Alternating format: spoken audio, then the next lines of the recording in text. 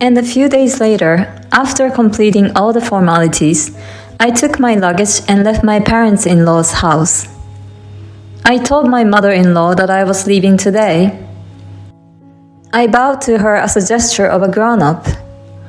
Then my mother-in-law grinned at me again. She said, "You've been a lousy wife and a lousy mother from the beginning to the end."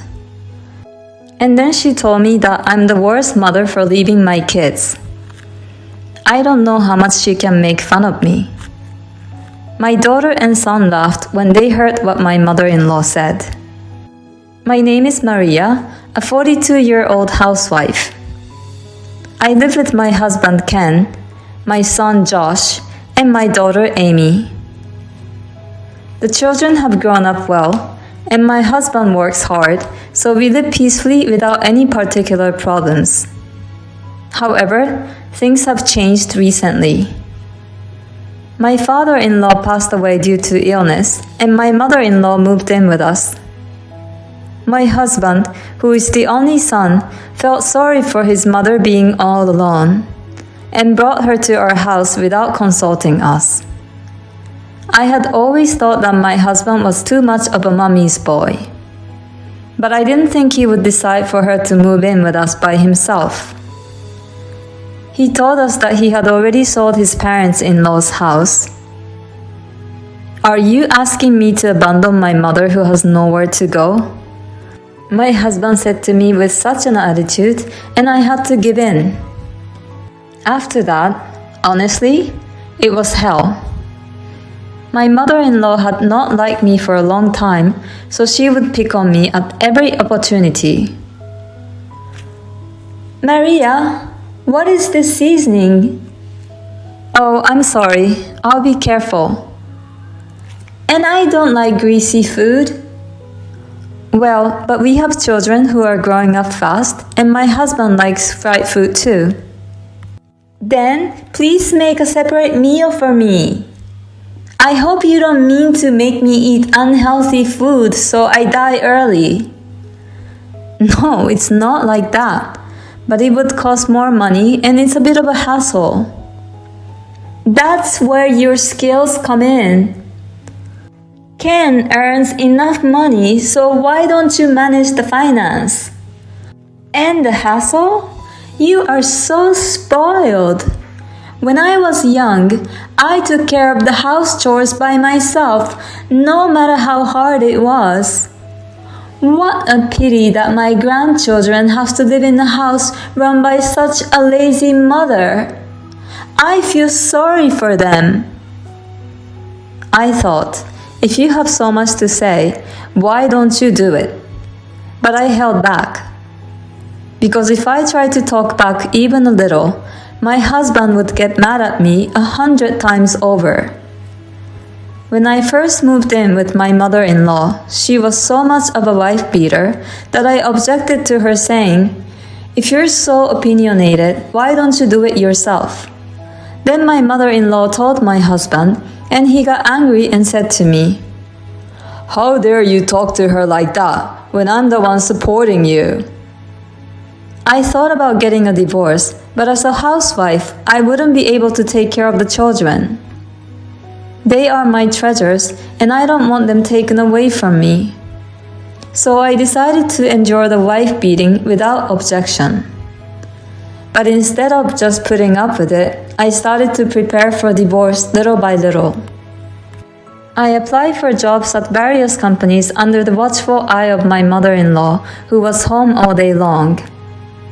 Only one company offered me a part-time position.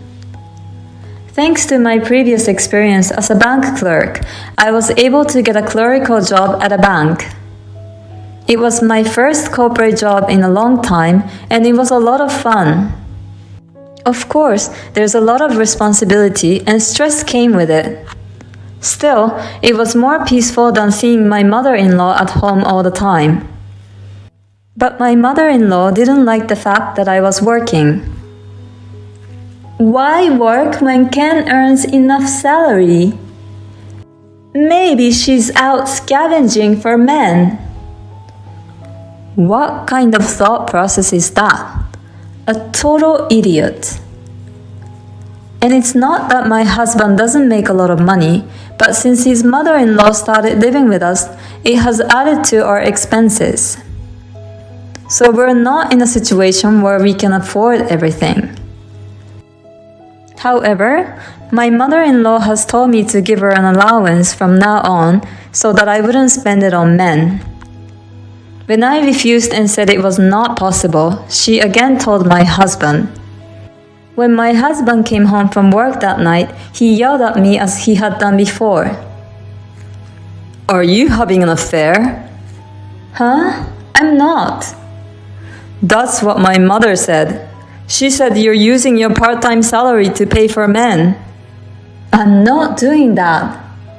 Why do you believe your mother's lies? Shut up. Then give her allowance to prove you're innocent. Oh no. Then my mother-in-law came in with a smirk on her face. $500 a month. That much? That's what my mother says, so give it to her. In the end, I was defeated by the momentum of the two of them. I had to give most of the money I earned from my part-time job to my mother-in-law as an allowance. To make matters worse, my mother-in-law told the children, "Your mother is a horrible adulterer," with a smirk on her face. Even junior high school kids know what that means. And to tell them a lie like that is just awful. I thought it was not fair at all, and it was ruining me completely. And then something happened to make the situation worse. I found out that my husband was having an affair. Despite suspecting me of my infidelity, he was the one having an affair. This put me over the edge. And they say that when you reach your limits, you just blow it all out of the water. I didn't want to spend even 1 second with these jerks, so I immediately went to get the divorce papers. I don't want to stay in this house after you had an affair. And I confronted my husband with the divorce papers. He laughed at me and said, "Well, I don't want an old woman like you in my house." I'm sure he intends to be with his adulterous partner after the divorce. He agreed to pay alimony and share the property without any objection. When the children were asked what they wanted to do, they both said they were going to stay in the house. My mother-in-law grinned at me and said, "I knew you liked your father better than this woman." A few days later, after completing all the formalities, I took my luggage and left my parents' house.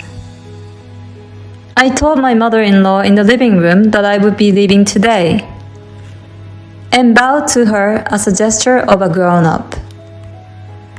Then my mother-in-law grinned at me again and sarcastically said, "You've been a lousy wife and a lousy mother from the beginning to the end." Then she said, "You're such a terrible mother to leave your children." I don't know how much she can make fun of me. My daughter and son laughed when they heard my mother-in-law's comment. "Look, even the children are laughing at you. What a pathetic mother." Well, it was actually the children themselves who said they would stay here, so I'm not leaving them. "Oh, I see. So you're a sad woman who was abandoned by her children." Well, you can say what you want, but don't forget that you're responsible for everything at home from now on. Ha! Don't worry about that. Unlike you, I'm good at everything. I see. Well then, I really must be going now.